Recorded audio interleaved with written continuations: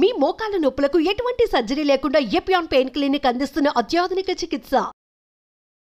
Welcome to Suman TV. నేను మీ నవీన్. ప్రస్తుతం మనతో ప్రముఖ గైనకాలజిస్ట్ మరియు ఆంకాలజిస్ట్ డాక్టర్ సాయి లక్ష్మి ఆయన గారు ఉన్నారు. హాయ్ మ్యామ్, నమస్తే అండి. నమస్తే మ్యామ్, చాలా వరకు నేను విన్న దానిలో పాలిచ్చే తల్లుల్లో పాలు ఆగిపోయి గడ్డ కడితే ఏమైనా రొమ్ము క్యాన్సర్ వచ్చే అవకాశం ఉంటుంది అని చెప్పి భయపడుతూ ఉంటారు. సో అది నిజంగానే రొమ్ము క్యాన్సర్కి దారితీసే విధంగా ఉంటుందా? సో దీన్ని ఎట్లా డయాగ్నోస్ చేయాలి? లుక్ అంటే అది టోటల్ అపోహ. క్యాన్సర్తో ఒక లేడీ వచ్చినప్పుడు, అమ్మ మీకు రొమ్ములో క్యాన్సర్ వచ్చింది అని చెప్పినప్పుడు వెంటనే మైండ్ రివైండ్ అయిపోతుంది వాళ్ళకి.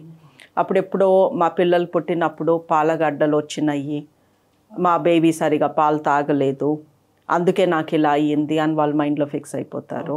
So this is not true at all అండి. రొమ్ములో పాలు గడ్డలు వేరే, క్యాన్సర్ గడ్డలు వేరే, రెండిటికి ఎక్కడ సంబంధం అనేది లేదు.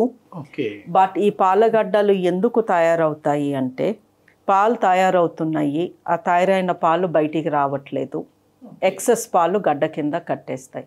ఇప్పుడు మనం గిన్నెలో పాలు పెడితే అది అలా 12 hours బయట ఉంచేస్తే పాడైపోయి చెడిపోయి గడ్డలాగా మారుతుంది. So that is the same thing. So పాలు ఎక్కువ తయారయ్యి బేబీకి అవసరం కన్నా ఎక్కువ పాలు తయారైనా, లేదా బేబీ సరిగా పాలు తాగట్లేదు అన్నా ఈ పాలగడ్డలు తయారవుతాయి. రొమ్ములో పాలు నిలిచిపోయేసరికి అవి పాడైపోయి చెడిపోయి ఆ పాలల్లో బ్యాక్టీరియా ఎంటర్ అవుతుంది.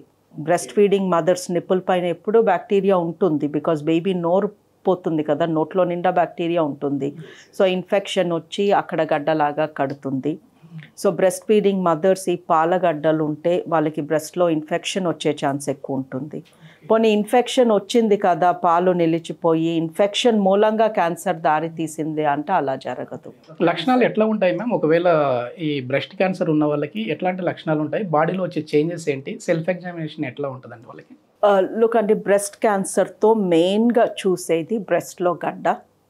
అండ్ ఈ గడ్డ కదలకుండా ఒక్క చోటే వేలుకి తాకుతుంది. అది వాళ్ళు ప్రెస్ చేసుకొని చెక్ చేసుకుంటే, సో ఏదో గట్టిగా తగులుతుంది అన్నట్టు ఉంటుంది తప్ప అందులో నొప్పి కానీ వేరే ఏ సిమ్టమ్ ఉండదు.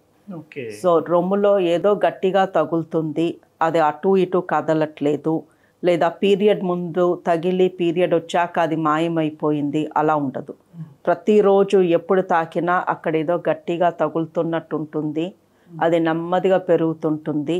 ఫస్ట్లో అస్సలు నొప్పి ఉండదు, అది ప్రధాన లక్షణం. నొప్పి ఉండదు కాబట్టి పీపుల్ ఆర్ రిలాక్స్డ్, ఆహా ఇందులో నొప్పి లేదు ఇదేం కాదు అనుకుంటారు.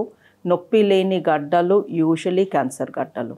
ఎక్కడో కొంతమందికి నిప్పుల్లో నుంచి రక్తం చుక్కలు వస్తాయి క్యాన్సర్ ఉంటే, బట్ అది వెరీ రేర్. నిప్పుల్లో నుంచి రక్తం వచ్చే వరకు నాకు క్యాన్సర్ లేదు అనుకుంటే చాలా లేట్ అయిపోతుంది. ఓకే. అండ్ ఒక్కొక్కసారి రొమ్ము పైన చర్మము స్మూత్గా మామూలుగా ఉండకుండా కమలకాయ తోల్లాగా థిక్గా చుక్కలు చుక్కల్లాగా అయిపోతుంది, అది కూడా క్యాన్సర్ లక్షణము. మామూలుగా ఉన్న నిప్పుల్ లోపలికి వెళ్ళిపోతుంది అనుకోండి, అది క్యాన్సర్ లక్షణము. అండ్ ఈ సెల్ఫ్ బ్రెస్ట్ ఎగ్జామినేషన్ ఎలా చేసుకోవాలి అని యూట్యూబ్లో మనకి ఎన్నో వీడియోస్ ఉన్నాయి. నుల్చుని చేసుకోవచ్చు, స్నానం చేస్తున్నప్పుడు పడుకుని చేసుకోవచ్చు. సో ఆ యూట్యూబ్ వీడియోస్ చూసి ప్రతి స్త్రీ తన పీరియడ్ అయిపోయిన లాస్ట్ డే ఈ సెల్ఫ్ ఎగ్జామినేషన్ ప్రతి నెల ఒకసారి చేసుకుంటే క్యాన్సర్ ఉంటే అది ముందే తను కనుక్కోగలుగుతుంది. ఓకే. టెస్ట్ ఎట్లాంటి టెస్ట్ ఉందండి వీటికి? టెస్ట్ ఉందండి, మ్యామోగ్రామ్ అనే టెస్ట్ ఉంది. మ్యామోగ్రామ్ అనే టెస్ట్లో రొమ్ముకి ఎక్స్రే తీస్తాము, ఎదురుగా ఎక్స్రే తీస్తాము, పక్క నుంచి తీస్తాము, దెన్ రొమ్ము పైన స్కాన్ చేస్తాము, పొట్ట స్కాన్ చేసినట్టు. ఈ 2 రిపోర్ట్స్ కలిపి మ్యామోగ్రామ్ రిపోర్ట్ వస్తుంది. బట్ ప్రాబ్లం ఏంటంటే ఈ మ్యామోగ్రామ్లో క్యాన్సర్ని ముందే పట్టుకోవచ్చు, చాలా చిన్నగా ఉన్నప్పుడే పట్టుకోవచ్చు. బట్ ఈ ఎక్స్రేస్ పోతున్నాయి, అండ్ ఈ ఎక్స్రేస్ అన్నవి మన బాడీకి మంచిది కాదు. ఎక్స్రే దిగినప్పుడు మన బాడీలోకి రేడియేషన్ వెళ్తుంది.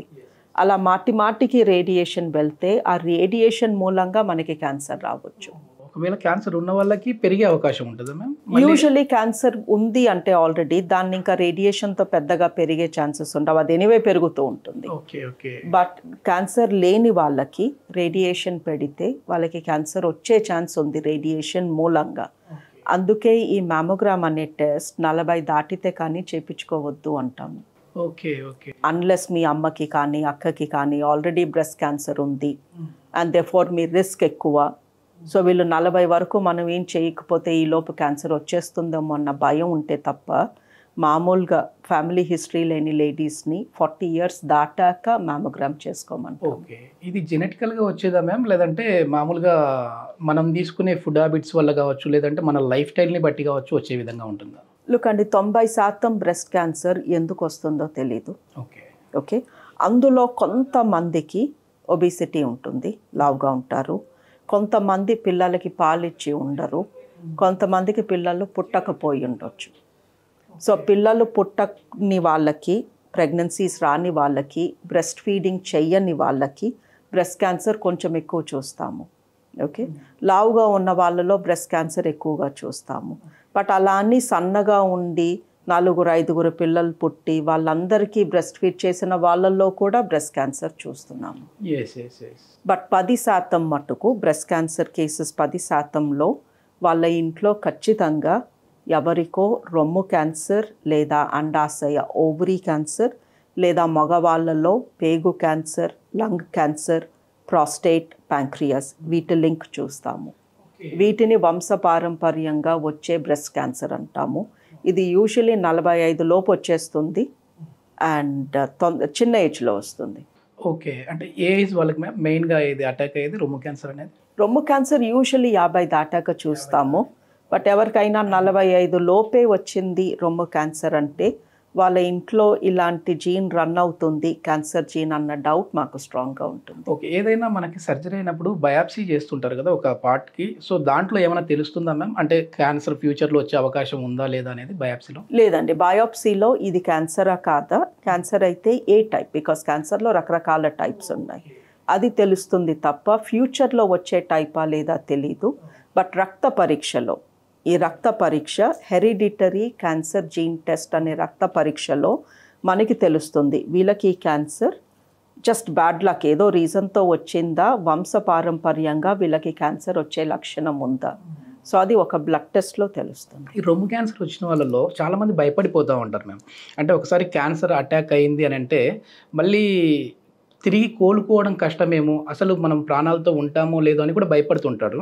సో అట్లాంటి వాళ్ళకి ఏం చెప్తారండి మీరు? ఈ మధ్యన బ్రెస్ట్ క్యాన్సర్ వచ్చిన ఎవరూ కూడా తొందరగా చనిపోవట్లేదు, థ్యాంక్స్ టు ద మెడికేషన్.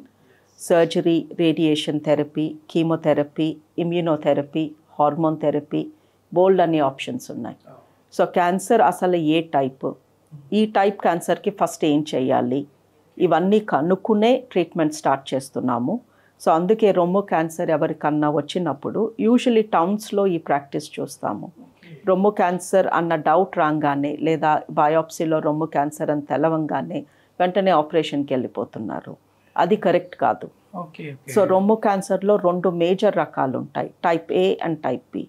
ఒక రకం క్యాన్సర్కి క్యాన్సర్ ఎంత పెద్దగా ఉన్నా ఆపరేషన్ ఫస్ట్ చేస్తే సూట్ అవుతుంది.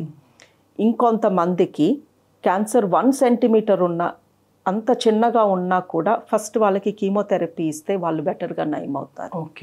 సో ఫస్ట్లో బయాప్సీ చేయించుకుని ఆ బయాప్సీలో IHC అనే టెస్ట్ ద్వారా ఇది ఏ టైప్ క్యాన్సర్ అని కనుక్కుని ట్రీట్మెంట్ స్టార్ట్ చేస్తే some of them are living for years and years అండ్ మళ్ళీ పనికి వెళ్తున్నారు, నార్మల్ లైఫ్ లీడ్ చేస్తున్నారు. కొంతమంది లేడీస్ తర్వాత ప్రెగ్నెన్సీ కూడా వచ్చింది, నార్మల్ బేబీస్కి డెలివరీ ఇచ్చారు. సో ప్రోగ్నోసిస్ బాగుంటుంది with the current medication. So breast cancer వస్తే నా పని అయిపోయింది, మళ్ళీ తిరగబెట్టేస్తే భయపడాల్సిన పని లేనే లేదు. ఓకే, థ్యాంక్ యూ మ్యామ్, చాలా మంచి ఇన్ఫర్మేషన్. థ్యాంక్ యూ అండి. Thank you.